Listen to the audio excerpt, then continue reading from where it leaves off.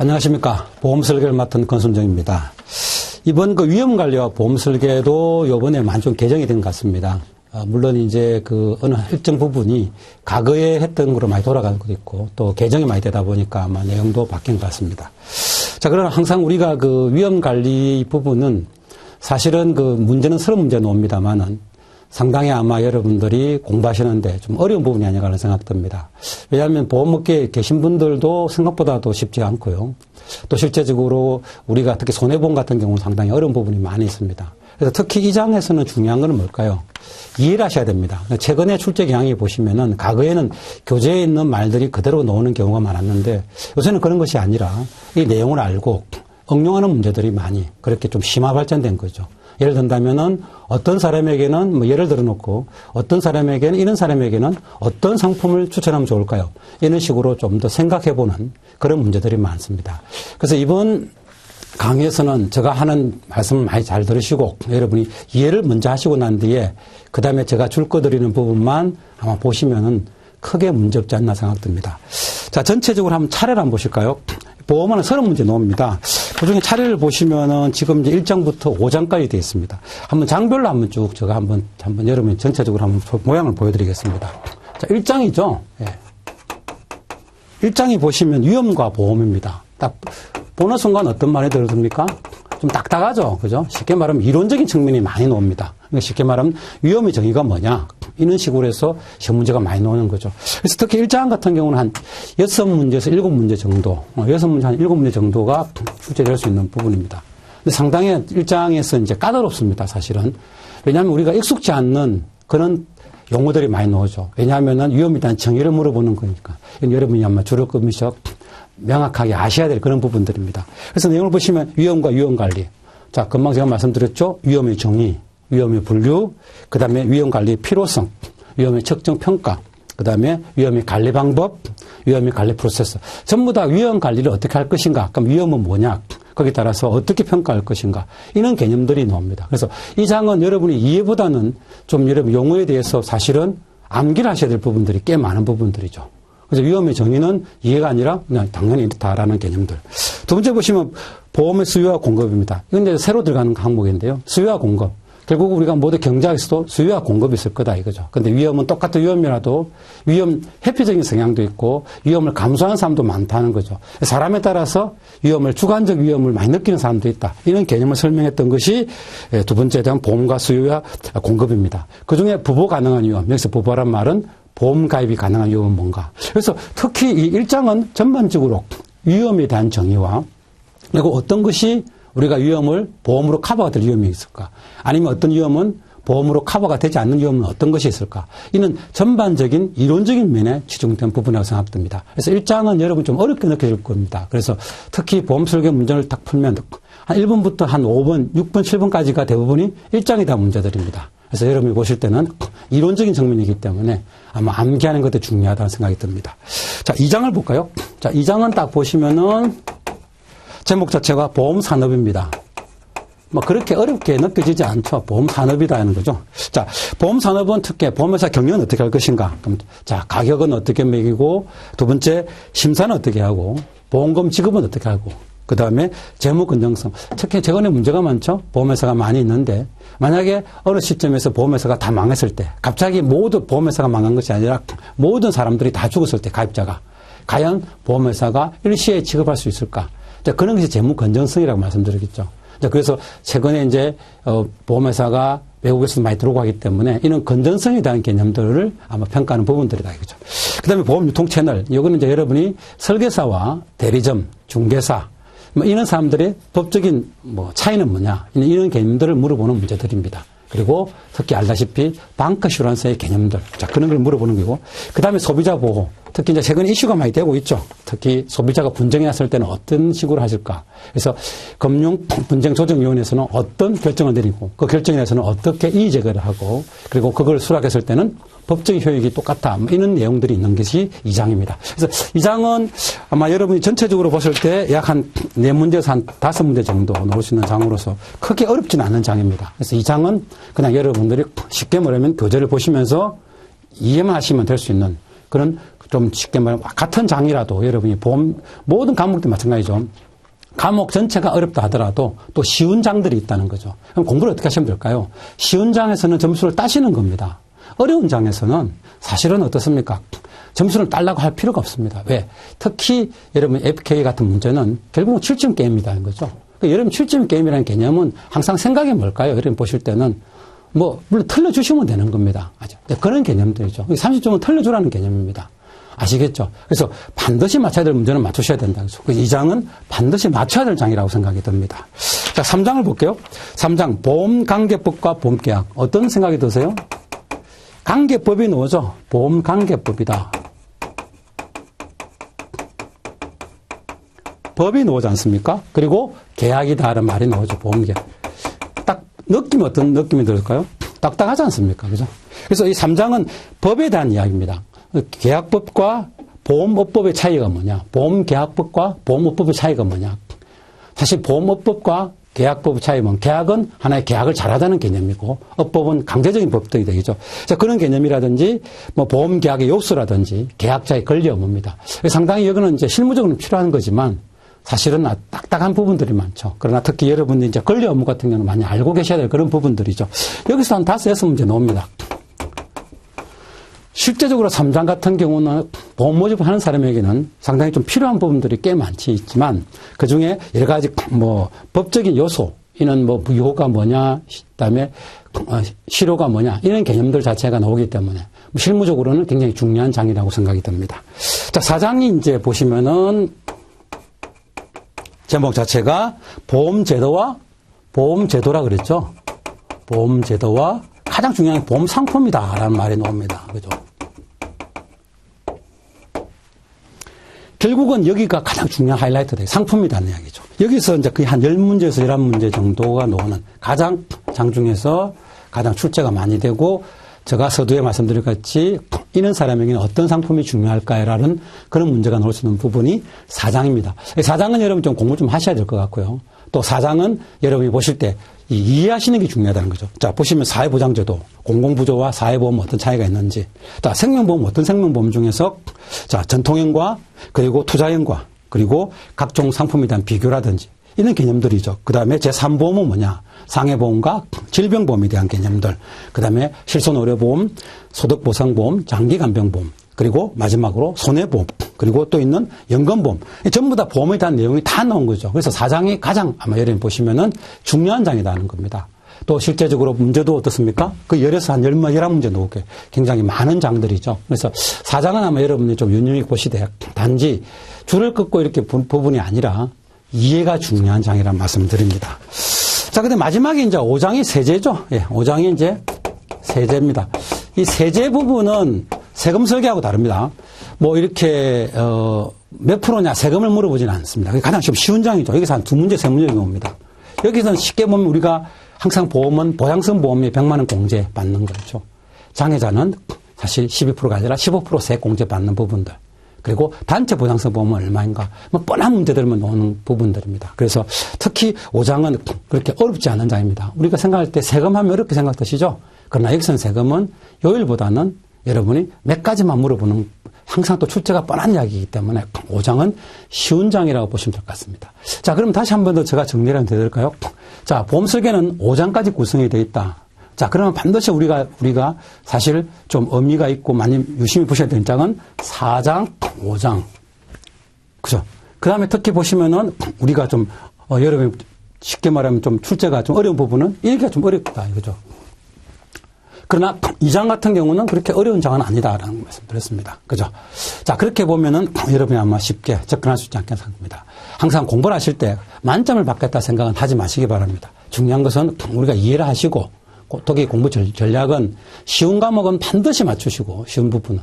그러나 어려운 과목은 쉽게 말하면 우리가 한 70점, 한 60점 정도 간다. 이런 식으로 접근하시는 게 합격하는 데 가장입니다. 우리가 수습할 필요까지는 없는 거지 않습니까? 그죠? 자, 먼저 그럼 이제 1장부터 볼게요. 전체 내용을 한번 보셨죠? 그래서 전체가 이렇게 흘러간다는 거 아시고 공부하셔야 돼요. 그래서 항상 전체 흐름. 그러니까 너희 성인들의 공부는 여러분이 이렇게 메모하시면서 공부하시는 것이 아니라 전체를 보는 습관이 필요하다 이거죠. 자, 1장입니다. 자, 실페이지 보시면 1장 1절 유형과 위험 관리. 딱딱한 장이라고 제가 말씀드렸죠. 이론적인 게 많이 나오고요. 그래서 다 이런 말이 나옵니다. 첫 장에 보시면은 일반적으로 손실의 가능성이 있을 때 위험하다고 한다. 제가 꼭 줄 걸 필요는 없겠죠. 그러니까 손실이 일어날 확률이 있을 때 사람들은 뭡니까? 그걸 위험하다라고 생각하죠. 그죠? 자, 그래서 여기서 위험은 결국 기대 손실. 내가 기대하는 손실을 의미한다. 용어만 보시면 될 것 같습니다.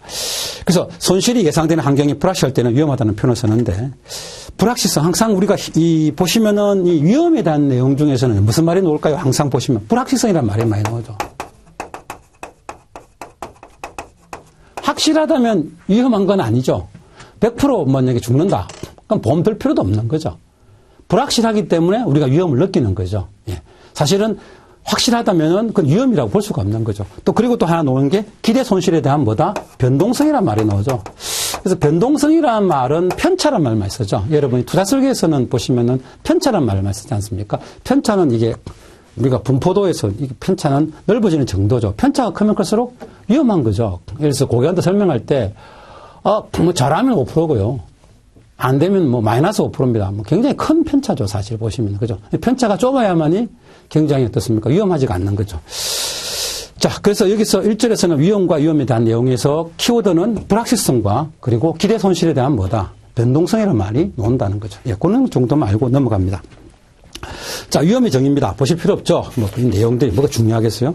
자, 8페이지 보시면 두 문제 단락에 있는 말이 나옵니다. 자, 줄 한꺼 볼까요? 두 문제 줄에. 위험은, 여기서 위험과 위기를 대한 이야기가 나옵니다. 그래서 요거는 용어들은 여러분 비교하셔야 된다. 위험과 위기의 차이점. 왜 제가 이제 줄을 꺼드릴까요? 이런 건 이제 쉽게 말하면 출처할 확률이 많죠. 틀리게 하기 위해서. 그래서 한번 줄을 꺼보시는 거죠. 두 번째 단락 볼까요? 두 번째 줄에. 위험은 원하지 않는 결과를 일으키게 할 수 있는 가능성이다. 그래서 위험은 뭐다? 가능성이다. 위험은 가능성이죠. 그렇죠? 가능하기 때문에 위험하다는 거죠. 위기란 원치 않는 상황이 발생하여 진행되고 있다는 것을 인지된 시점을 말한다. 시점을 말한다. 위기는 위험의 뭐다? 위기는 위험의 연장선이다. 이런 걸. 그러니까 사실은 위험이 계속 많아지면 뭐가 될까요? 위기가 된다는 이런 이야기죠. 그러면 좀 부탁하시면 될 것 같고요.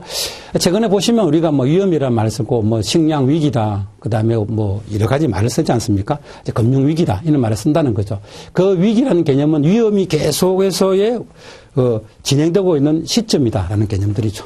자, 위험의 개념입니다. 여러 가지 학설들이 쭉 나왔지만 항상 여기서 제일 밑에 보시면 무슨 말이 나왔어요? 불확실성. 그리고 기대 손실에 대한 변동성. 이런 용어들만 보시면 되겠죠. 다 줄 거 필요 없습니다. 자, 오른쪽 보시면은 9페이지 보시죠. 기대 손실에 대한, 크면 클수록, 불확실성이 크면 클수록 더 위험하다. 상식적인 이야기라고 생각됩니다. 박스 표 1-1에 위험에 대한 다양한 정의가 있습니다. 이런 출제되지 않습니다. 내용만 보실게요. 여러 학자들이 쭉 나옵니다. 다 내용들이 다 키대가 뭡니까? 불확실성. 우연성, 이런 내용들이죠. 예, 그런 거 아시면 될 것 같습니다. 자, 그럼 보험은 정의가 뭘까를 봅니다. 보시면은, 박스에 보시면 이런 말입니다. 기대하거나 바라는 바람직한 결과와 반대되는 결과가 발생할 수 있는 가능성에서 참 말 어렵죠. 자, 우리가 이제 이런 개념들이죠.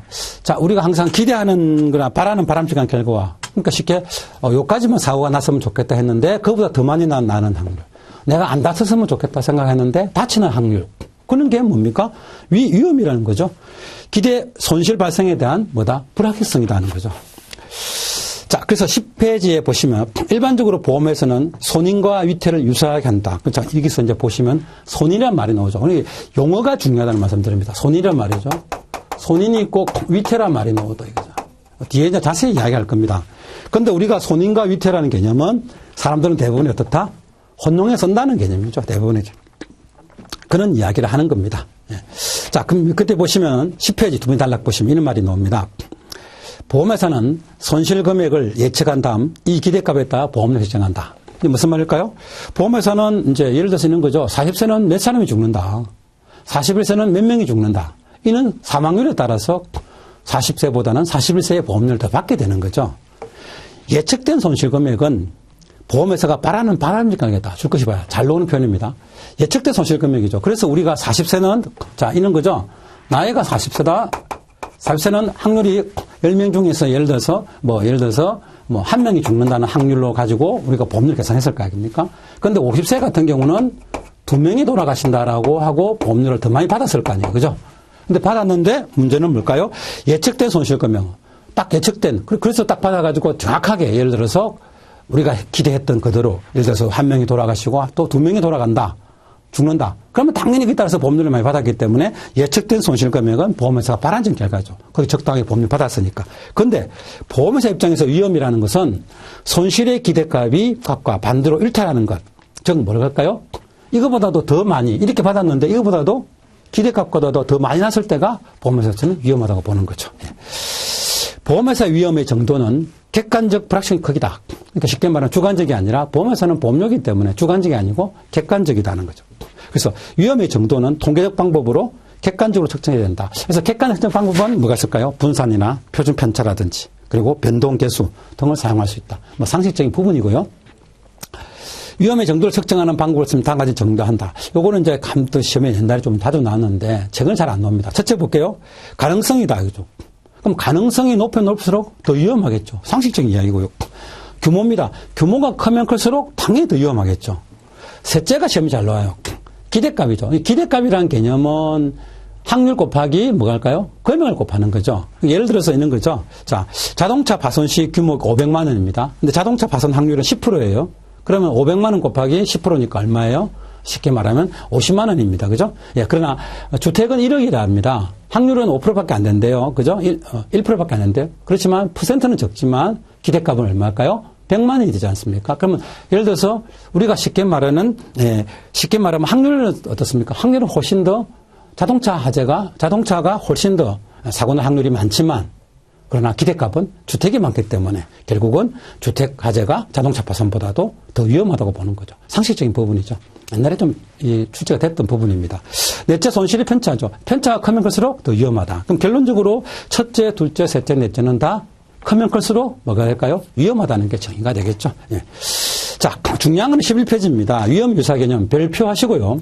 반드시 출제가 됩니다. 이게 이제 최근에 교재가 바뀌면서 새롭게 좀 많이 좀 들어간 부분이기 때문에 이런 것은 여러분들이 이제 이론적인 부분이란 말입니다. 그러니까 제가 설명보다 이해가 안 되고 무조건 외우셔야 될 부분이 이 11페이지에 다 합니다. 아시겠죠? 요거는 이제 여러분이 한번 반드시 여기 표 있죠? 그림 1-1. 이런 부분은 반드시 별표하시고 외워두세요. 예, 출제됩니다. 이런 거는. 그죠? 자, 먼저 손인과 출제하기 쉽죠? 손인과 그리고 위태와 그 다음에 손해라 그랬죠? 예. 손해에 대해서 이제 물어보는 거죠. 예. 자, 사람들은 유사하게 쓴다는 거죠. 자, 문제 한번 볼까요? 손인은 뭘까요? 손은 사고의 형태입니다. 사고의 형태. 위태는 뭘까요? 위태는 사고의 원인이에요. 사고의 원인. 위태롭다 이런 말 하잖아요. 그죠? 손해는 뭘까요? 손해는 그냥 손해난 결과예요. 결과. 손실의 결과예요. 그죠? 예. 이거는 손실의 결과예요. 자, 일단 내용이 되겠죠? 자, 볼까요? 먼저 보셔야 될 게, 자, 일반적으로 손인, 위태, 손해. 보험에서는 매우 빈번하게 사용되어 위험이란 용어와 유사한 개념으로 인식되고 있다. 그래서 시험에 잘 나오는 게 뭐 구별해서 사용하겠다가 틀린 이야기더라고요. 자, 손인 볼까요? 손실의 원인이 되는 사고 그 자체를 말한다. 그죠? 그래서 손인에 보시면 손인이란 손해의 직접적인 원인이 되는 그 사고 자체, 사고의 자체를 말한다. 그래서 경제적 손해를 일으킬 뿐만 아니라 경제적 사고를 손인이라 한다. 그러니까 쉽게 말하면 경제적 손해를 일으키는 거다. 그죠? 손인은 경제적으로 손해를 일으킨다는 거죠. 자, 일반적으로 위험과 혼용을 하지만 손인은 가치 상실의 개념과는 직접 관계가 없다. 그러니까 손인은 그 자체이기 때문에 가치 상실하고는 관계가 없다는 겁니다. 단순히 고의성이나 필요성이 없는 우연한 사고를 말한다는 거죠. 자, 그래서 일반 손인은 세 가지가 나오죠. 자, 볼까요? 자연적 손인. 자, 두 번째 볼게요. 인적 손인. 그럼 세 번째, 경제적 손인. 박스 만들어놨죠? 이런 거는 출제되니까 보셔야 됩니다. 자연적 손해는 뭡니까? 우리가 뭐 풍수라든지 지진이라든지 이런 거죠. 자, 그 다음에 인적 손해는 사람이 문제가 됐던 거 있죠. 예, 뭐 범죄나 사기나 컴퓨터, 재무 불행이고요. 경제적 손해는 경기 침체라든지 인플레이션이라든지 또 뭐 우리가 트렌드의 변화 같은 거 있죠. 최근에 와서 뭐 요새는 혼밥을 한다든지, 뭐 이런 개념들이 있죠. 예. 주식시장의 폭락이라든지 이런 개념들이 들어온다 이거죠. 자, 그래서 특히 보시면은, 이 손해라는 개념은 그 경제적 손해 그 자체를 말하는 거죠. 예. 자, 위태입니다. 위태는 손인으로부터 손실을 발생시키거나 발생된 손인의 정도를 증가시키는 행위 또는 여건을 말한다. 말이 좀 어렵죠? 예. 위태는 위험과는 직접 관련이 없고, 잘 보셔야 됩니다. 위험과는 직접 관련이 없고, 발생시키는 확률과 관련이 있다. 확률하고 관계가 있다.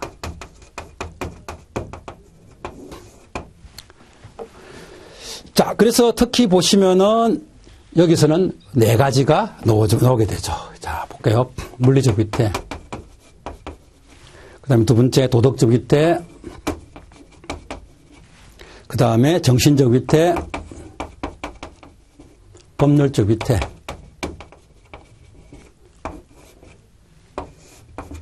자, 물리적 위태는 뭘까요? 자, 물리적 위태는 물리적 특성에서는 위태죠. 특히 교재 13페이지 보시면 결병된 도로라든지 미포장 도로라든지 정확하지 않는 도로 표시편이라든지 뭐 이런 내용들이죠. 그러니까 물리적으로 문제가 됐던 부분들이죠. 자, 시험 잘 나오는 게 도덕적 위태죠. 모랄 헤드드라는 말을 많이 쓰죠. 특히 이제 개인이 부정직, 뭐 사기, 이 보험회사가 가장 중요한 게 보험 사기들이 있죠. 특히 이제 뭐 이렇게 손실을 증가시키는 도덕적 위태도 있죠. 그러니까 특히 뭐 알고도 어떻습니까? 알고도 보험을 가입시키다든지 쉽게 역선택하는 거죠. 말씀드리는 거죠. 그래서 이런 비윤리적인 부분들. 자, 그 다음에 정신적 위태는, 자, 여기 구별하셔야 되는 게, 시험 잘 나오는 게 이제 요 두 가지를 구별하셔야 되죠. 도덕적 위태와 정신적. 정신적 위태는 부주의입니다. 이거는 고의예요, 고의. 다르죠? 부주의는 내가 주의를 안 주는 거죠. 그러니까 고의성은 없는 거예요. 아시겠죠? 무슨 말인가? 그러니까 예를 들어서 도덕적 위태는 내가 의도적으로 했던 것 개념을 말하는 거죠. 정신적 위태는 이제 부주의죠. 부주의나 무관심. 예를 들어서 이런 거죠. 뭐 음주운전 습관이라든지 그리고 흡연이라든지 불규칙한 생활. 특히 뭐 하재보험에 가입했다 해서 내가 어떻습니까? 뭐 하재 예방 훈련을 별로 안 한다든지 관리 감독을 안 한다든지 이런 개념들이 어떻습니까? 사실은 어디에 속할까요? 정신적 위태에 속하죠. 도덕적 위태는 어떻습니까? 내가 옛날에 암에 걸렸는데도 불구하고 그걸 숨기고 보험 가입한다. 그럼 뭐가 될까요? 도덕적 위태가 되는 겁니다. 이 문제는 반로입니다. 아시겠죠? 도덕적 위태와 정신적 위태를 구별하셔야 된다는 거죠. 도덕적 위태는 내가 사실 옛날에 몸이 아팠는데 암이 걸렸는데도 불구하고 그걸 숨기고 보험 가입을 했다. 그리고 보험을 청구했다. 이런 내용들은 쉽게 말하면 도덕적 위태가 되는 거죠. 아시겠죠? 그러니까 사기로 계약을 체결하는 거죠. 아시겠죠? 예. 그리고 보험 청구를 많이 한다든지 이런 개념. 그러나 정신적 위태는 그런 것이 아니라 내가 태만해서 된 거죠. 예. 그런 개념들이죠. 자, 법률적 위태를 이제 사회적 위태라고도 한다. 이거죠. 이거는 사회적 위태라고도 한다. 그 사회가 가지고 있는 위태라는 거죠. 특히 이제 여기 보시면 이런 거 있죠. 뭐 새로운 법률의 뭐 제정이나 법적 절차. 특히 최근에 와서 보시면은 뭐 배상 청구 같은 의식이 많지 않습니까? 그 최근에는 뭐 특히 또 최근에 법적 위태는 여러 가지 어떻습니까? 미투 운동도 있고 또 여러 가지 그런 여러 가지 또 요새는 또 증거주의 같은 것도 중요하다는 거죠. 이제 그런 배상 청구 의식이 강화되고 그 동구권 같은 거 제3세계에 대한 이런 내용들이 있죠. 14페이지 보시면 표 1-3에 위태의 종류를 만정해놨습니다. 잘 나왔죠. 도덕 위태 보시면은 방학, 유괴, 뭐 고장 그리고 정신적 위태에서는 보시면 의욕상실, 부주의, 무관심. 자, 손해입니다. 손해는 말 그대로 손해는 그냥 결과죠. 자, 손실은 손상, 훼손, 상실, 명실을 의미하며 학문의 우연한 사고로 인하여 의도하지 않는 가치의 감소. 쉽게 가치의 감소죠. 경제적 가치가 감소된 거거나 소멸된 거죠. 그러니까 손해는 가치의 감소가 아니다는 거죠. 예, 가치 관계없는 거죠. 가치의 감소라는 것은 경제적 가치의 상실을 말하는 거지 심리적이나 주관적 가치의 상실을 의미하지는 않는다. 이런 것 책이 잘 나옵니다. 예를 들어 자식이 교통사고로 당해 아파하는 것을 보고 슬픔에 처해 있는 것은 주관적이고 심리적인 상태일 뿐이지 그걸 경제적 가치의 감소나 손해 관련이 없다. 자, 무슨 말인지 아시겠죠? 그러니까 쉽게 말하면 우리가 뭐 자식이 아파서 예를 들어서 뭐 사고를 당했다. 그런 건 우리가 슬픔 있는 것다든 이런 것은 어떻습니까? 우리가 손실의 개념은 아니다는 거죠. 예, 그건 손실하고는 다르다 이거죠. 자, 여기서 여러분 보시면은 제가 이렇게 계속 빠른 템포로 좀 설명했죠. 제가 좀 말을 빨리 하는데. 자, 보실까요? 손인과 위태와 손해는 굉장히 출제를 잘 한다는 거죠. 그래서 여러분이 보시면은, 교재에다가 보시면은 11페이지 한번 보세요. 표 1-1에 이 위험의 유사 개념을 또다시 요약해 놨습니다. 한번 다시 한번 볼까요? 별표하시고. 자, 위에 손해인이 있죠. 자, 손해는 뭐라고 놨습니까? 손해의 원인이 되는 그 사고다. 원인이 되는 그 사고 자체를 말한다.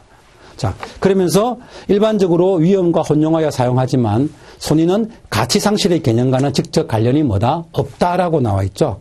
그리고 우연한 사건만을 말한다.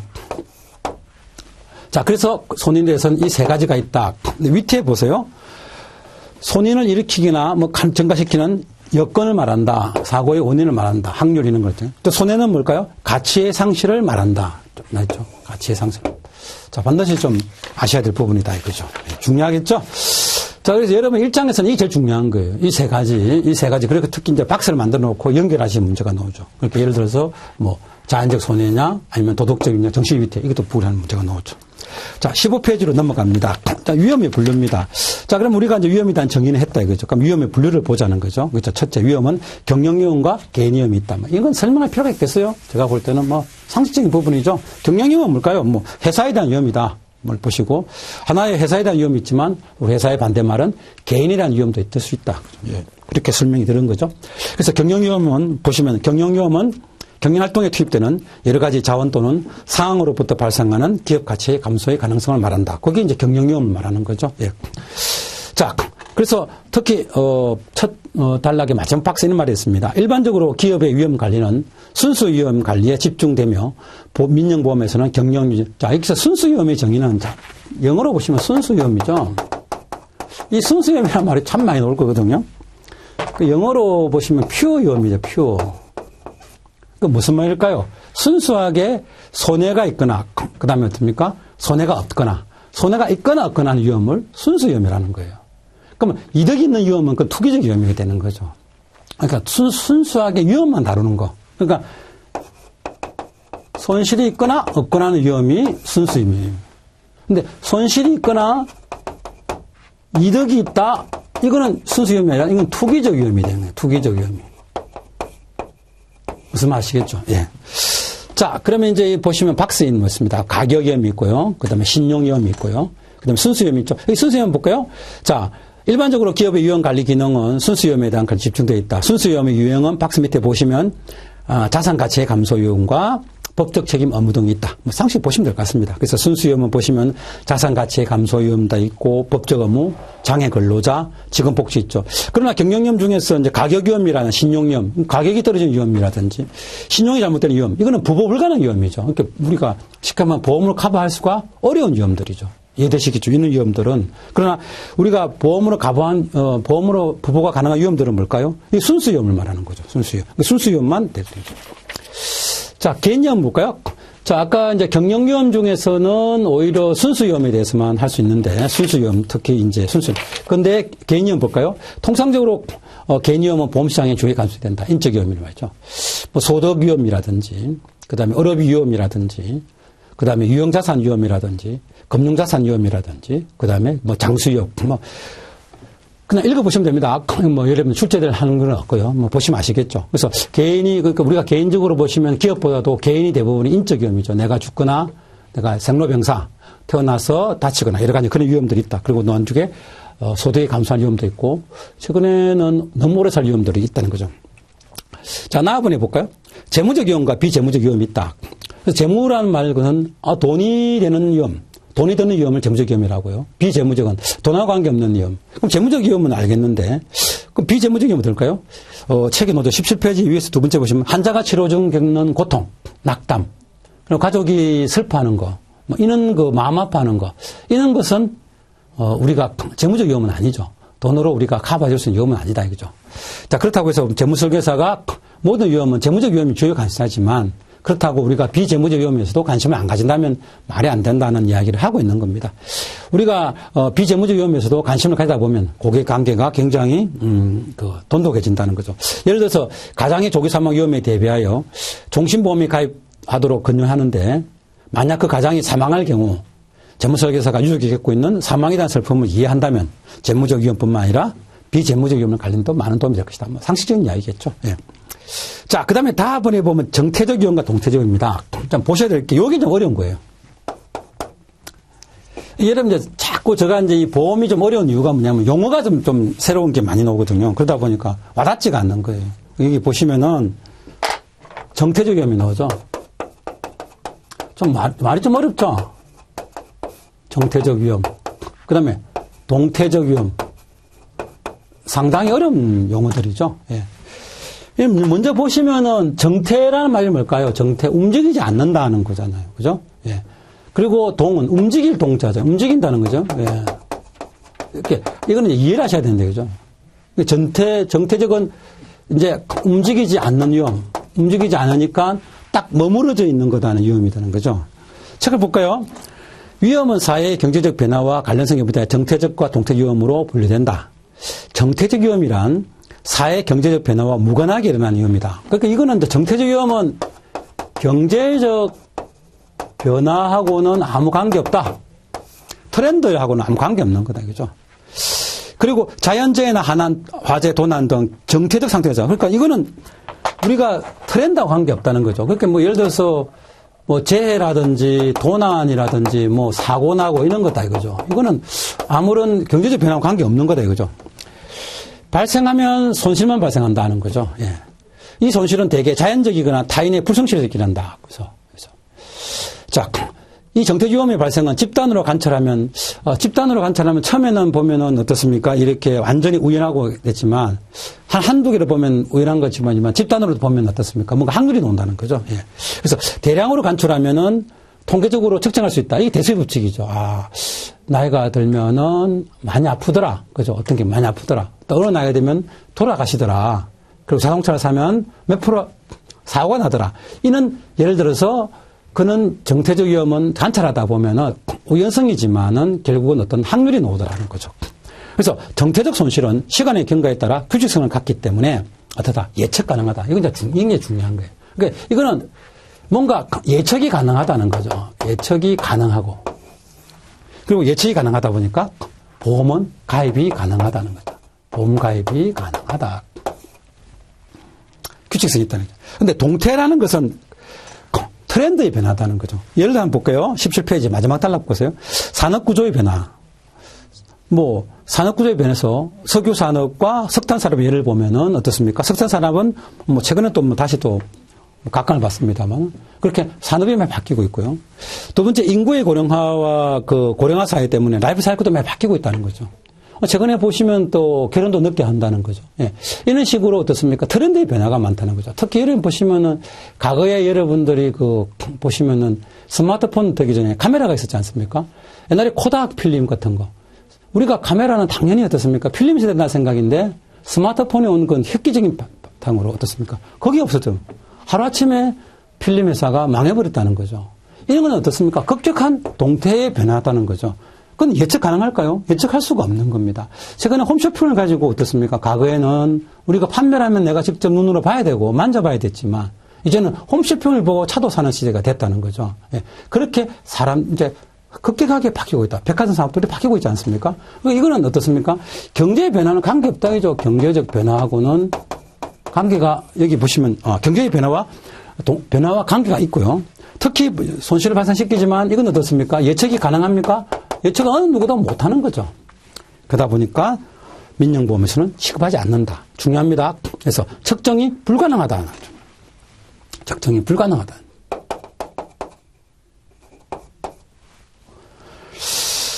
자, 그래서 여기 보시면은 또한 한편으로는 경제적 손실도 발생하지만 이거는 이익도 준다는 거죠. 뭐 손실도 주기도 하고 이익도 준다는 거죠. 예. 그런데 이거는 오히려 손실만 있다는 거죠. 이게 순수위험이 되는 거죠. 예. 그래서 이거는 예측이 보험 가입이 안 된다. 가입이 안 된다. 자, 중요합니다. 정태적 위험과 동태적 위험 구분하셔야 됩니다. 그래서 여러분이 반드시 보험은 정태적 위험만 가입할 수 있다. 이 개념들 반드시 아시고요. 자, 18페이지 기본 위험과 특정 위험입니다. 자, 기본 위험이란 것은 기본적 위험이죠. 네, 적어볼까요? 기본 위험은 사회 전반에 대한 위험이다. 그래서 기본 위험은 사회 전반에 대한 위험들이다. 이거죠. 그래서 개인이 통제할 수가 없고요. 그리고 사회가 책임진다는 거죠. 그러다 보니까 뭐 실업이라든지 산재라든지 그래서 사회보험이 하는 거고요. 특정 위험은 내 혼자만 하는 거죠. 주택 화재라든지 자동차 사고라든지. 그리고 순수 위험이고요. 개인 통제가 된다는 거죠. 뭐 그런 이야기를 주기 때문에 제가 이게 대충 넘어가는 이유는 기본 위험과 특정 위험이 있으면 제 출제가 잘 안 돼요. 그죠? 출제는 이 내용은 많이 나오죠. 아시겠죠? 네. 자, 그 다음에 객관적 위험과 주관적 위험이 나옵니다. 자, 여기도 내용이 보시면 객관이라는 것은 똑같은 위험에 대해서도 어떻습니까? 객관적으로 표준 편차라든지 분산에 따라 측정된 위험이 있지만 주관적 위험은 뭘까요? 똑같은 위험이 위험하다고 느끼더라도 어떤 사람은 위험하다고 느끼지만 똑같은 편차라도 어떤 사람은 위험하다고 느끼지 않는 사람도 있다는 거죠. 무슨 말이시겠죠? 그러니까 사람에 따라서 위험도를 느끼는 건 다르다 이거죠. 그건 우리가 전문용어로 위험수요 성향이라고 합니다. 위험을 받아들이는 성향. 그래서 위험 회피적이냐 아니면 위험 감수성에 따라서 달라진다는 거죠. 똑같은 위험이라도. 그래서 그런 거죠. 주관적 위험은 심리적 불확실성이다 이거죠. 그래서 사람은 어떤 내가 위험에 대해서 따라서 중요하다는 거죠. 그래서 19페이지 위에서 두 번째, 위험과 보험에 있어서 객관적 위험도 주관적 위험의 개념은 모두 중요하다. 그죠? 어릴 때는 주관적 위험도 무시할 수 없습니다. 때로는 특히 이제 주식 같은 거 투자할 때 보시면 굉장히 중요하죠. 그죠? 공격적 투자를 하는 사람도 있지만 또 그렇지도 않은 사람도 있다. 대부분 사람들은 자기가 그래서 우리가 위험이라는 건 이런 말이 나오지 않습니까? 대부분이 평소의 행동과 투자는 다르다는 거죠. 평소에는 굉장히 사나이답고 통도 큰 성격이지만 투자에서는 절대로 똑같이 일치하지 않는다. 그래서 대부분 사람들은 손해보는 것에 대해서는 굉장히 어떻습니까? 굉장히 두려워한다. 이런 것들이죠. 자, 금방 여기까지가 여러분 일장에 대한 개념입니다. 그래서 특히 보시면 여기서는 제가 대충 했지만 정태지원과 동태지원, 그 다음에 이제 기본 위험과 그 다음에 특정 위험. 기본 위험은 사회가 책임진다. 그죠? 그 사회가 책임진 누가 합니까? 사회보험이 하는 거다. 특정 위험은 개인이 가는 거니까 개인 보험에서 한다. 이 정도만 아시면 될 거야. 라는 생각됩니다. 그죠? 자, 여기까지가 여러분이 같이 한번 일장 했던 거고요. 다음 시간에 계속해서 위험에 대해서 순수 위험과 투기 위험에 대해서 같이 공부해보는 시간을 갖도록 하겠습니다.